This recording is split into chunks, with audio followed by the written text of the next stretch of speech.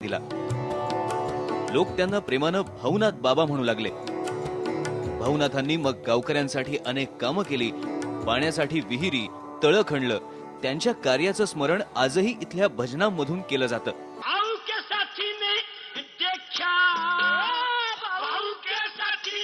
भाऊनाथ बाबांची वर्षातनं एकदा जत्राही भरते। पराभूत भाऊंना महाराष्ट्र कधीच विसरला असला तरी हरियाणातल्या या छोट्याशा गावात आजही भाऊ आठवणींच्या रूपानं जिवंत आहेत।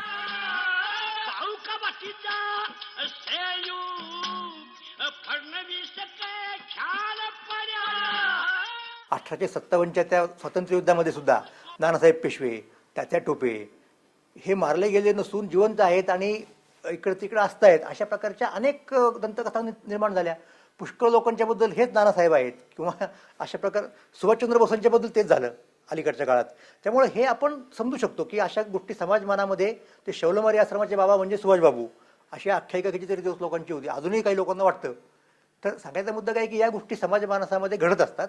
पानिपतची लढाई संपल्यानंतर अनेक मराठा सैनिक महाराष्ट्रात परत न जाता रणभूमीच्या आजूबाजूच्या जंगलात राहिले होते। हरियाणातला रोड समाज हा त्याच सैनिकांच्या वंशजांनी बनलाय असा शोध अलीकडेच काही संशोधकांनी लावलाय।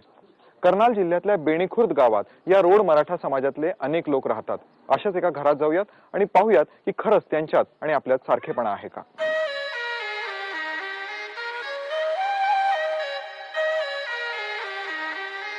नमस्ते जी।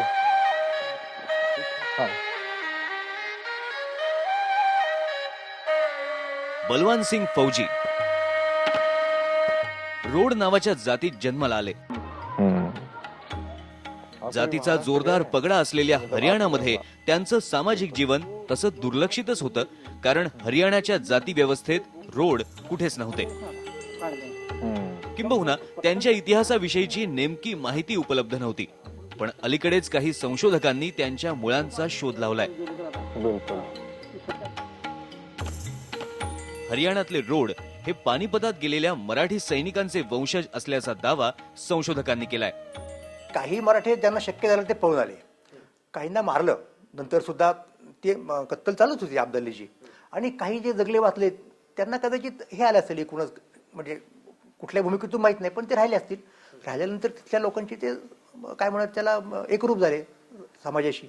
पण ते त्यांनी त्यांची आयडेंटिटी, भाषिक आयडेंटिटी, काही ट्रॅडिशन्स असतात फॅमिलीच्या, त्या टिकवल्या आहेत। हे अलीकडच्या काळातलं संशोधन आहे आणि मला असं वाटतं की हे अगदी शक्य आहे। मी काही प्रत्यक्ष त्याचा अभ्यास केलेला नाही, पण हे शक्य आहे।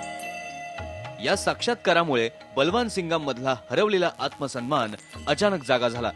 बहुत ज्यादा अच्छा लगा, बहुत गर्व महसूस हुआ कि हम तो अपने आप को भूले बैठे थे और इन्होंने पूरा जो मराठों का इतिहास बताया, जब भी हम भी मराठे हैं, तो बहुत अच्छा लगा।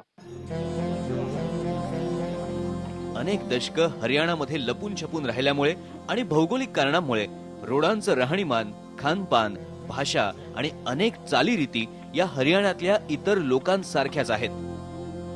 पण त्यांच्या गोत्रांची नावं, सणवार, काही शब्द हे महाराष्ट्रातल्या मराठा समाजाशी मेळ खातात।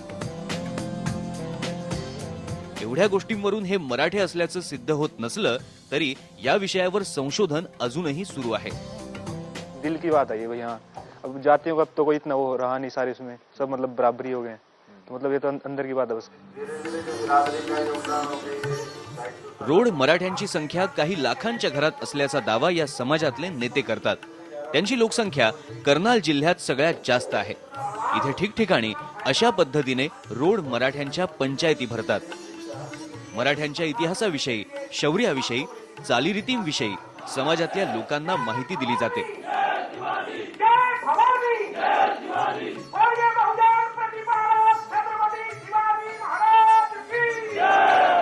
नव्यानं निर्माण झालेल्या अस्मितेचा वापर काही नेते स्वतःची राजकीय पोळी भाजून घेण्यासाठी सुद्धा करताना दिसतात।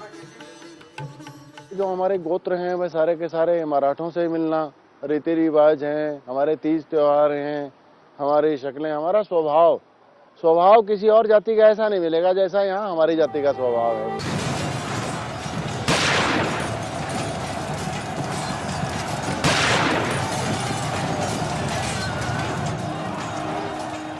पानिपतच्या युद्धाचा मराठी मनावर खूप खोल परिणाम झाला, इतका की त्या अनुषंगानं काही म्हणी, वाक्प्रचार हे मराठीमध्ये रूढ झाले.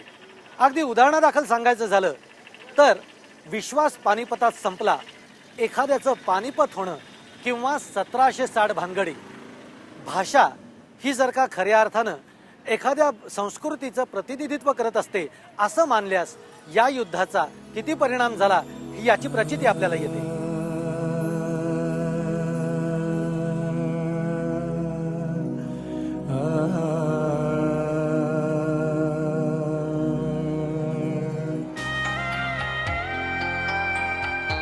पानिपतच्या लढाईला आता 250 वर्ष लोटली, पण तो पराभव आजही मराठी माणूस विसरू शकला नाहीये.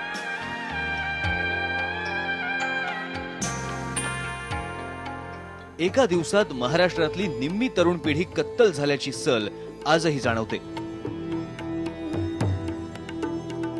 मराठ्यांच्या हातून दिल्लीचं तख्त गेलं याची बोच आजही कायम आहे. एक लढाई एका समाजाच्या मानसिकतेवर इतक्या वर्षांपर्यंत एवढ्या खोलवर परिणाम करू शकते का? या युद्धाचा जर अभ्यास केलात तर असा कुठलाही परिणाम आपल्या मनावर झाला नाही असं मला स्वतःला वाटतं. कुठेही मराठी माणसाचा आत्मविश्वास कमी झालाय किंवा कुठेही आपल्याला ही गोष्ट करता येणार नाही, ही गोष्ट आपल्या मनामधनं आपण काढून टाकली पाहिजे. याच्यानंतर ह्या पानिपतच्या युद्धानंतर सुद्धा अनेक युद्ध किंवा अनेक परकीयांची आक्रमणं मराठ्यांनी जिंकलेली आहेत. या गोष्टीकडे जर सकारात्मक गोष्टींनी जर आपण बघितलं तर निश्चितच मला वाटतं की असं कुठल्याही समाजामध्ये आपल्याकडे ही भावना नाहीये आणि मराठी मनामध्ये तर अजिबातच नाहीये. आज मराठी माणूस महाराष्ट्राबाहेर जाणं टाळतो, धंद्यात जोखीम उचलायला कचरतो, आपल्याच घरात न्यूनगंड बाळगतो. या सगळ्या गोष्टी खऱ्या आहेत का? आणि जर असतील तर त्याचा अर्थार्थी संबंध पानिपतातल्या पराभवाशी आहे का? पानिपतच्या युद्धानंतर मराठ्यांच्या मध्ये अशी प्रकारची कुठलीही एक भावना नव्हती. हा अलीकडच्या काळातल्या काही लोकांचा खोडसाळपणा आहे. मी तुम्हाला सांगेन, पानिपतच्या नंतर तुम्हाला कदाचित आश्चर्य वाटेल की अवघ्या 3 ते 4 महिन्यात मराठ्यांनी उत्तरेकडचं आपलं बस्तान पूर्ण बसवलेलं आहे. सगळ्यात महत्वाची जी गोष्ट आहे की अब्दालीनं मराठ्यांचे जे पळून गेलेले होते दिल्लीतनं वकील, त्यांना परत बोलवलं आणि त्यांना सांगितलं की मी माझे वकील नानासाहेब पेशव्याकडे पाठवतोच आहे, पण तुम्ही दिल्लीत या आणि मी तुम्हाला दिल्लीच्या मुघल सल्तनतीचे संरक्षक म्हणून कायम करतो. त्यामुळं मराठी सैन्याला नामुष्की ही आली नाही. म्हणजे पराभव झाला, आता कुणाचा तरी विजय कुणाचा तरी पराभव होणारच आहे, पण जी नामुष्की असते फार मोठा, असं काही नामुष्की झाली असं मला मुळीच वाटत नाही. खरं तर पानिपतच्या संहारानंतर अवघ्या 10च वर्षात मराठ्यांनी पुन्हा दिल्ली काबीज केली, उत्तरेत दबदबा वाढवला, परकीय शत्रूंच्या मनात धास्ती निर्माण केली. पानिपतात झालेल्या चुकांमधून आपण शिकलो आणि म्हणून त्या 1 लाख वीरांचं हौतात्म्य व्यर्थ गेलं नाही. मराठ्यांना जर उपमा द्यायची झाली तर ती फक्त राखेतून उठणाऱ्या फिनिक्स पक्षाची देता येईल, किंवा दुसरी जर द्यायची झाली, खरोखर ही मायथॉलॉजिकल झाली, हिस्टॉरिकल उपमा द्यायची झाली, तर पहिल्या महायुद्धात जर्मनीने सपाटून मार खाल्ला, पण अक्षरशः 15-20 वर्षांमध्ये जर्मनी परत उठला दुसऱ्या महायुद्धाची तयारी करण्या इतपत. तर तीच उपमा तुम्हाला मराठ्यांना द्यावी लागेल, हे लक्षात घ्या.